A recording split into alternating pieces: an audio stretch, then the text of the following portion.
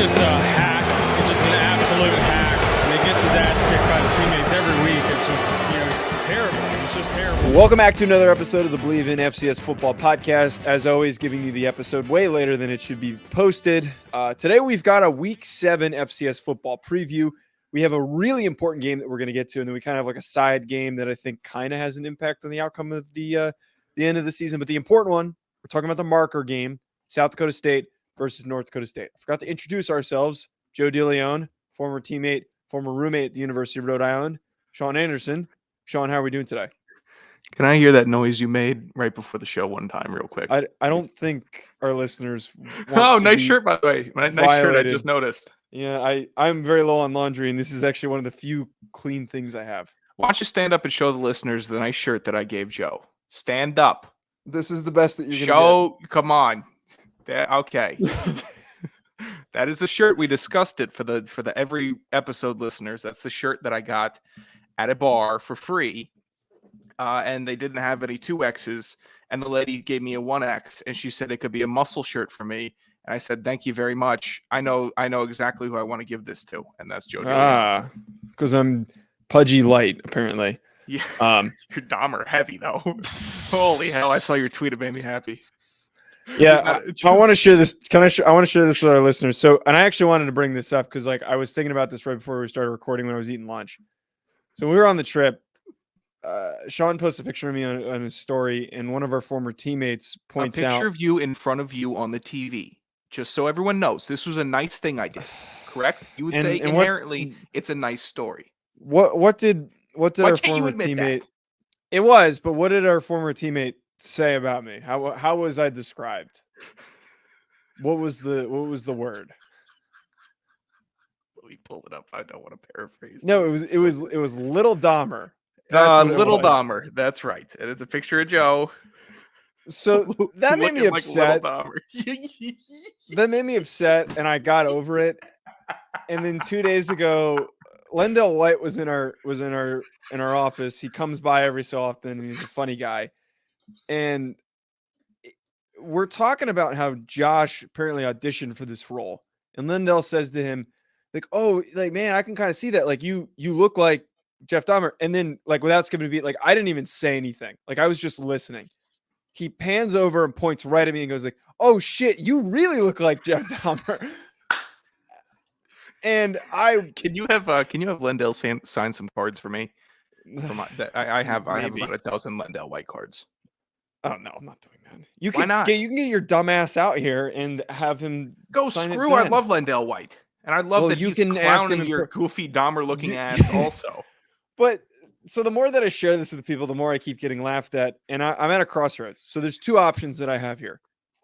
I shave, I go buzz cut, go full buzz, take all the hair off, full buzz. What? I feel like I'd look like you would look like Logic. 14 years old. Maybe. I'd look like Logic. What a humble brag you just with the glasses. He's got the same glasses. He's got the same glasses. If I shave my head, I wouldn't say I would look like John Cena in 03. You don't look like John Cena though. The glasses You don't look like Logic. Okay. I'm not saying I do, but I'm saying the glasses and the buzz cut would be me a failed attempt at trying to look like Logic. You know, look like who is the with the glasses? You would look like the kid with the eyebrows in We're the Millers. That's who you would look like. The other option, Sean, is if for Halloween that's coming up, do I fully lean into it and do I go as Jeff Dahmer? No, you don't do that.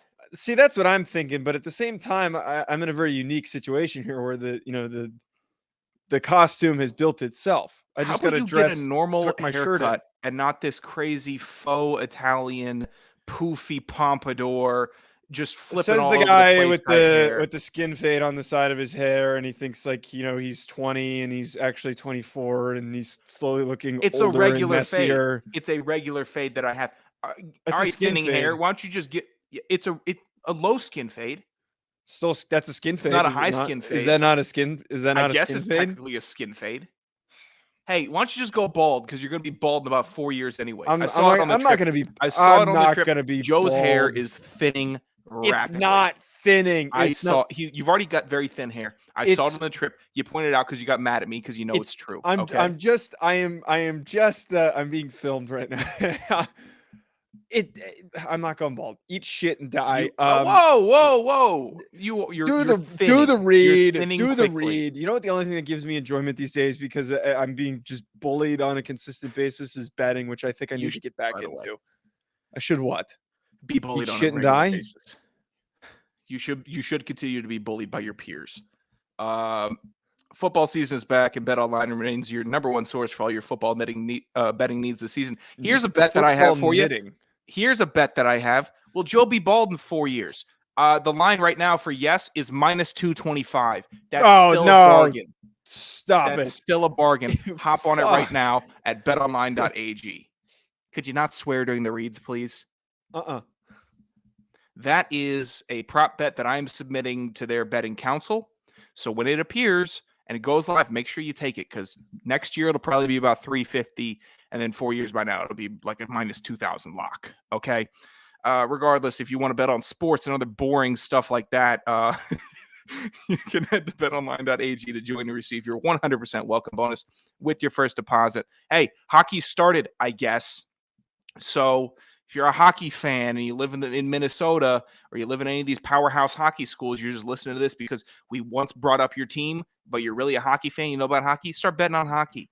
You get a 100% welcome bonus with your first deposit. Make sure you use our promo code BLEAV, BLEAV, to do so, to receive your rewards. Bet online, where the game starts. All right, Baldy, what games do we have?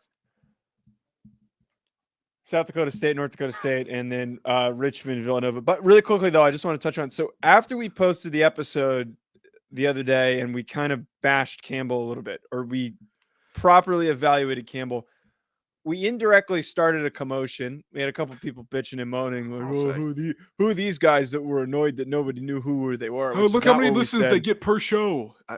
That's also just video. Yeah. You guys, nobody knows how we do on audio, which I can assure you is a lot more than the video. Nevertheless, the one person I actually kind of want to call out the one person who is like, "Oh, these people are nobodies," basically, and like, why do we care what they have to say? Is the tone that we got from it. And like, your fan base voted on us to come. Yeah, and who else is doing this? And it was what we're doing. There was like almost 200 people from Campbell who voted on Campbell to come, and we're also the only school that's doing these road trips. Like, it's supposed to be a marketing opportunity. We have a very active, engaging following. It should be a symbiotic relationship. Yeah, instead of showing up and like everyone acting like we're like a parasite that wandered into their bloodstream. I'm gonna be out on Campbell. They got sensitive quick. They got real sensitive quick. And I promise you, I was being nice. Same. I was being positive. I was being nice. I will say our real listeners, I'd have to go through and recount all the DMs. I got a lot of DMs from our active listeners, the ones that you claim are non-existent folks, Campbell folks, that said, like you should do this next year so you don't get stuck going to a place like Campbell. You should do this next year. We were personally invited to the school by somebody to a specific institution, which I will talk to you about off air, Sean. Here is like he said basically was outlined. He said that they would basically roll out the red carpet for us, not literally, but that was the description.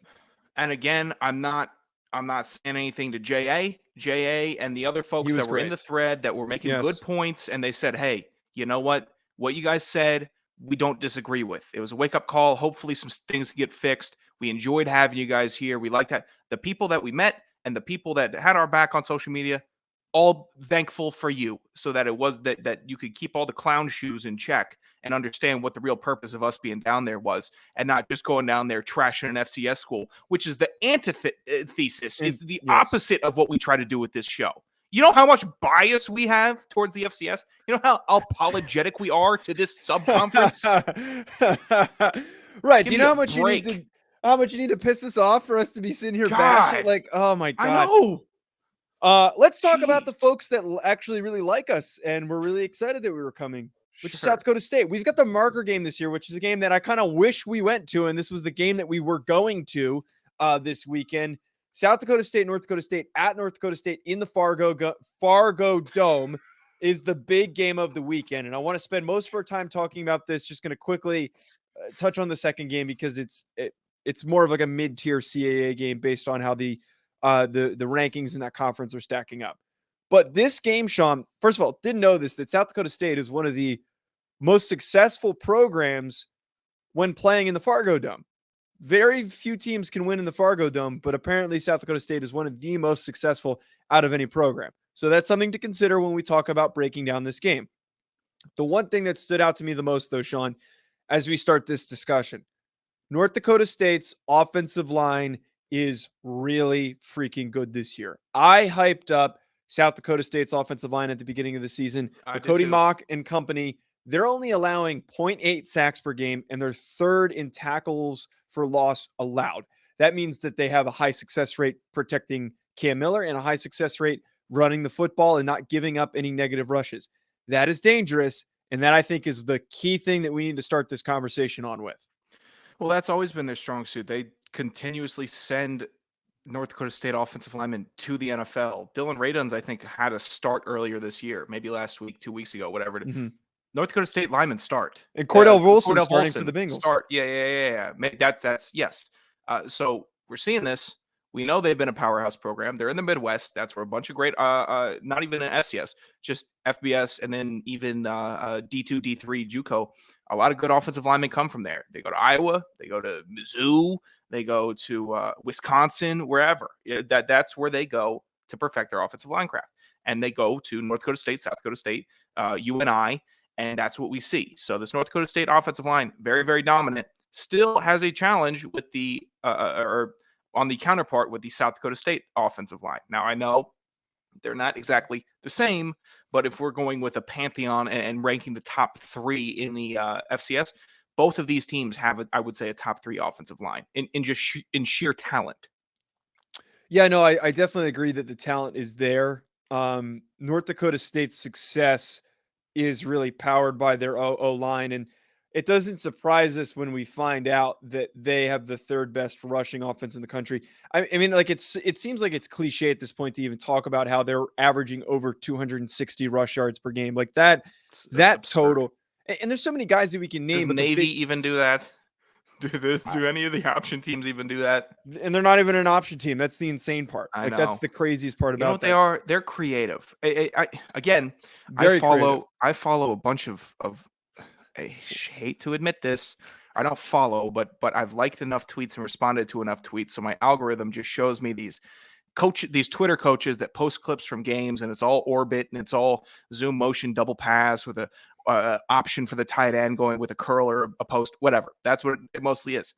But they'll tap into North Dakota State film. And then when they get on the goal line, we're not just running the toss sweep, which they could do all game if they wanted to.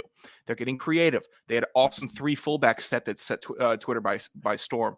All right, they do creative, fun things with a hybrid fullback, running back, tight end, and Hunter Lepke. And they'll go ahead, bring in another 2, bring in a double jumbo formation. Do it. We're North Dakota State. Our 6 and 7 offensive linemen are as good as your 4 and 5. So if we're going to put this double jumbo in at the goal line, you better hope you get underneath them because you're not going to outpower them. No, but so here's where things get really tricky, though, Sean. South Dakota State's defense we know is good. How good, you might ask? 6th in scoring defense, 2nd in total defense, and then I think the gaudiest, the fattest stat, if you will, maybe it's the skinniest stat because it's kind of like a reverse fat stat. They're not even allowing 60 rush yards per game.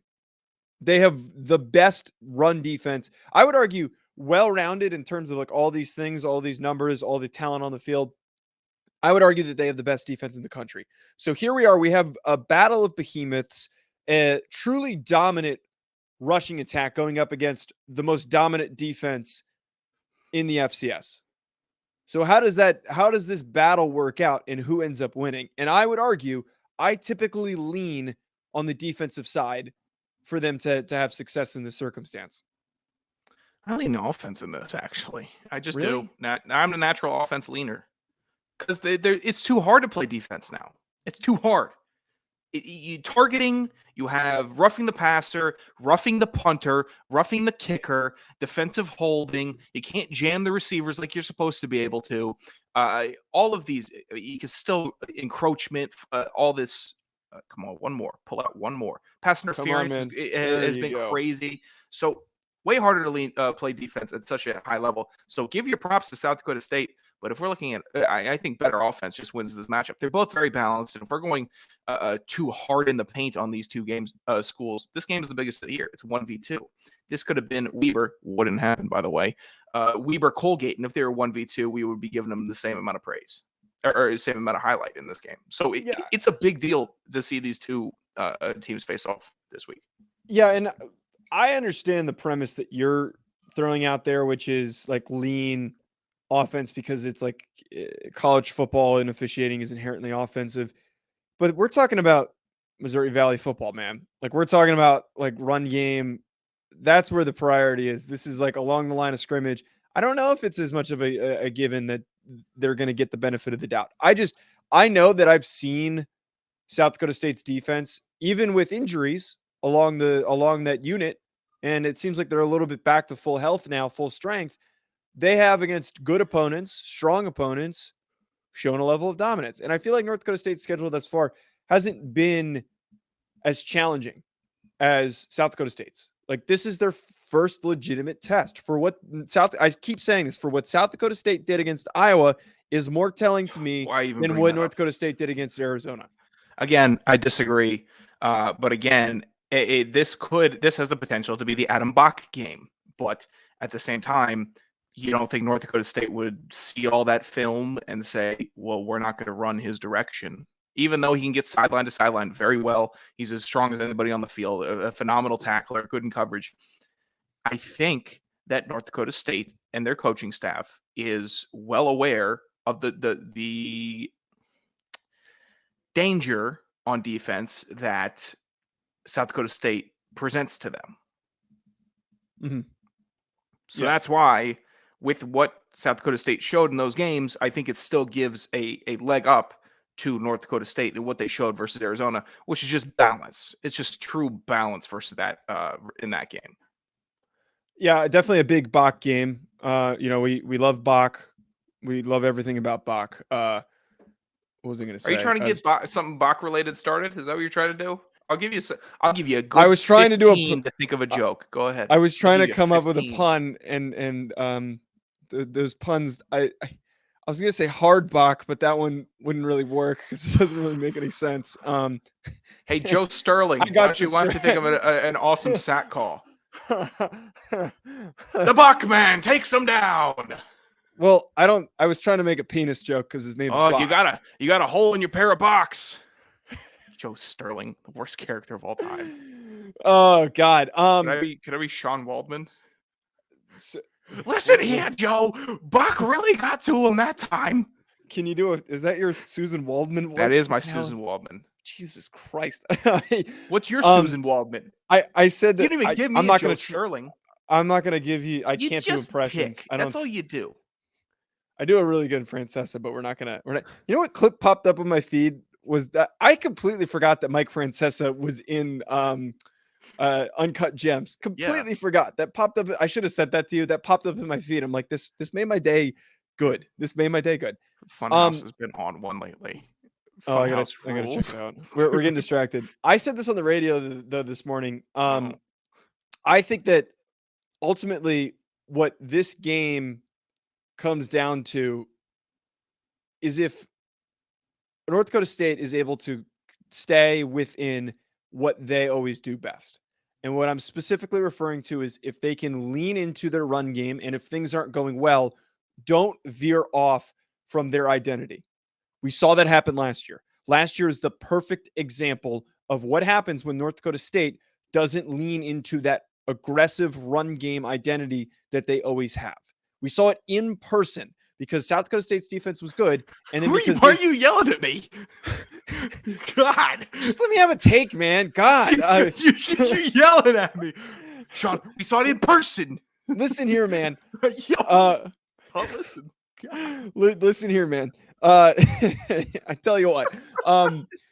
My point is that last year in this game, they were struggling to run the ball, and then they were gradually finding themselves in more and more third and long situations, which eventually led to Cam Miller being flustered when he was trying to complete passes on third and long. And he just at the time is an a guy with a lack of experience was unable to do. Now he's a lot more experienced and he's shown that he's capable of doing it. But I still firmly believe now that the South Dakota State defense is even better than it was last year, that if you veer off from that identity of running the football aggressively and leaning on that run game, it could be detrimental for North Dakota State. Well, I can tell where you're leaning a little bit on this, but it is what it is. You making fun of me because I said lean like 4 times? No. I actually wasn't even paying attention to your adverbs. Why are you jumping down my throat there? I was saying adverbs, not just paying attention to you. God, simmer down. How much coffee today? I had a double espresso and a cup, and I'm gonna have another cup in like an hour. Makes sense. Makes sense. Yeah. Any final thoughts on this game? I think I'll give my final thoughts during FC estimates. Okay. I have other thoughts on FC estimates, by the way. Boy, am I going to be back picking the games. I picked these games.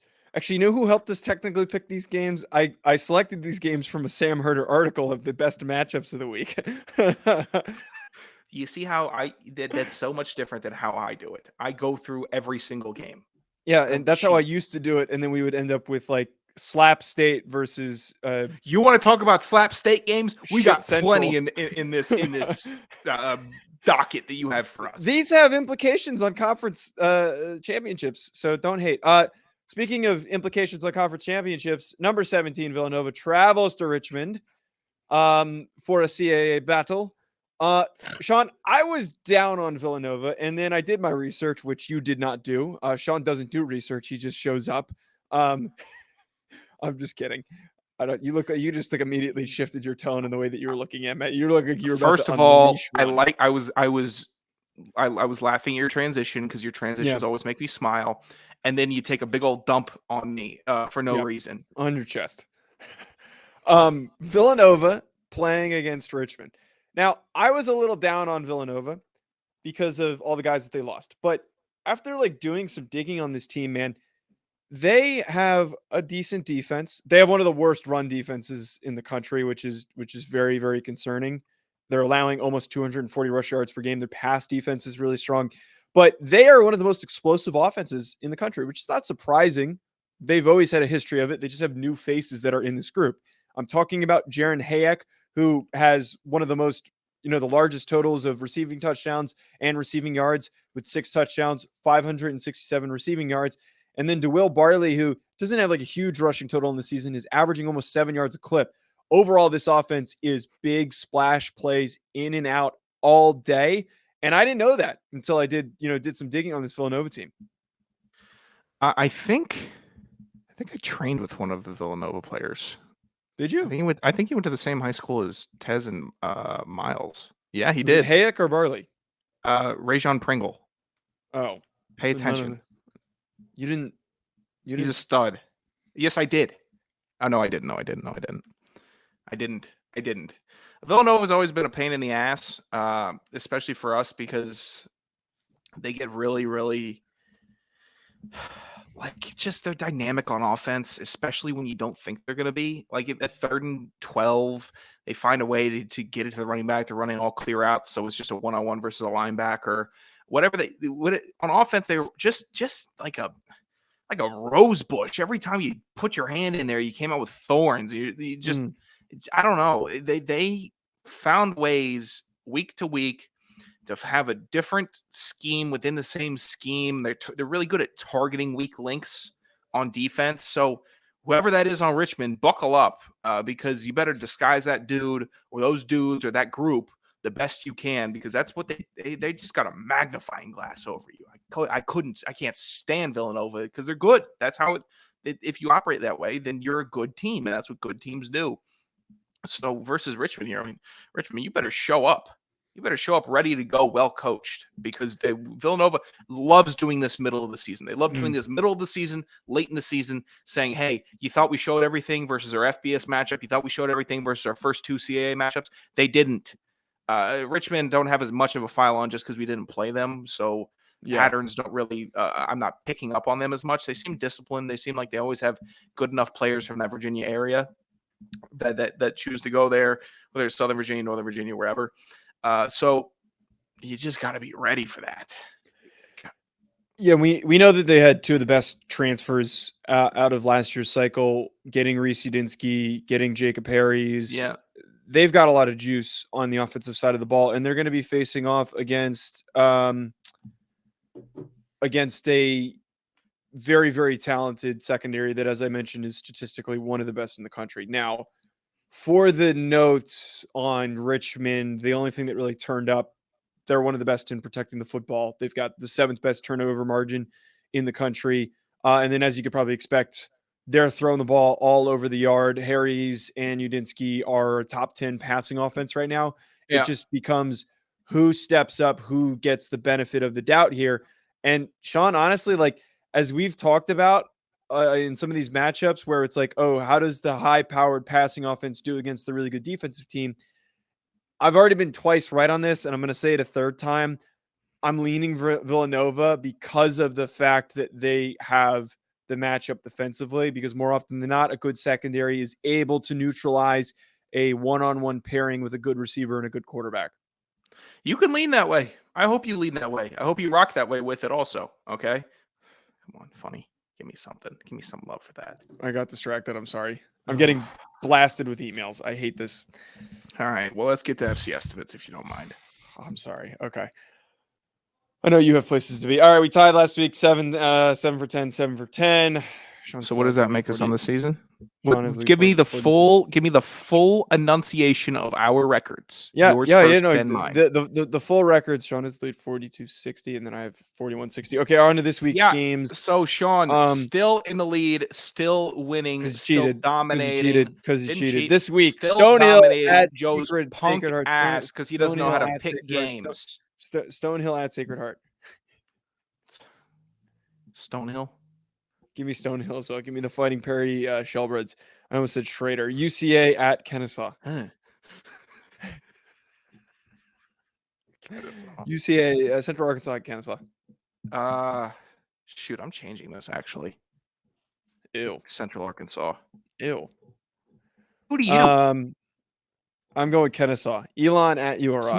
Smart. Good pick, Joe. Elon at the University of Rhode Island. You give your pick first, by the way, on this one. Only if you read what you wrote down exactly. I picked Elon because I need to catch up because Sean's cheating. Why'd you need to catch? Oh, you were not believing in the boys. I'm taking the Rhode Island. That's who I am taking. Still undetermined whether or not I'm going up for homecoming, by the way. Not sure. If you haven't figured it out by now, you're probably not going. Hey, I got lodging. I have time. I have all the equipment that I need. I just need to go get a tire on my car. Yeah, that's usually important. Give me Elon, though. Drake at St. Thomas. Stinker of a game. St. Thomas. This actually has really big implication. Okay. This has really big implications on the outcome of whichever conference that they play in. Drake, for me. South Dakota State at North Dakota State in North Dakota State. Give me South Dakota State. Give me the Jackrabbits. Never mind. I'm going to say it after the show. I thought of a good Bach. Yeah. I thought of something good for Bach, but I'm not going to say it. Villanova at Richmond. I will take Richmond in this game. Give me Villanova. Sac State at Eastern Washington. Eastern Washington riding with the Flying Rusties. Not surprising that you win with I'm going to go with Sac State in this matchup. You are punching. TAMU Commerce versus McNeese State. Are you going to give your take? I'm picking the game. TAMU Commerce. I'm going with TAMU Commerce. They're a hot team right now. One of the hottest teams in the country. One of the best programs in the country. Give me Texas. Yeah, is that what Tim Herder wrote? I didn't. No, the article was just a list of games. There was no writing. I'm sure. There was no conjecture. I'll find that article. Go ahead. There was no conjecture. It was just a. You're giving me some conjecture right now. I do this every single week. I always pick from the article that he has, so I don't waste my time. I used to do it the method that you do it. Tarleton. What's the proper method? The proper method. Tarleton at Stephen F. Austin. I'm taking the Fighting Dustin Heltons of Stephen F. Austin. I'm also going with the Fighting Dustin Heltons of Stephen F. Austin. Alcorn at Southern. No one loves posting a picture of their face more than Dustin Helton, I tell you what. No one hates distance from their face in the camera. Dustin's Dustin's making the Sock Lukey shirts. I want a Fighting Dustin Helton's shirt. Can somebody please love make a Fighting Dustin Helton shirt? Purple Fighting Dustin Helton's shirt. I want with one. him I will wear it. and his beard and his eyes. Some of those eyes are bulging, And but not. I want him by a pool also. No, I want in him on the excavator. Hotel. Yeah, on the wait, it wasn't an excavator. What was it? It was a cold planer. It was a cold planer. Oh God. Well, as you can tell, we like our active listeners because they like us. Campbell, you guys are on the shit list. We have one more. There's one more. I did all of them. Alcorn at Southern. Oh, I said Alcorn at Southern. You just didn't give your pick. Alcorn as well. All right. At Joe DeLeone, at Sanderson Radio, Hack City on YouTube. This was the FCS football podcast on Hack City. Anything else? No. Wrap it up. Damn right. That's it. All right. Drive safe, everyone. Jeez.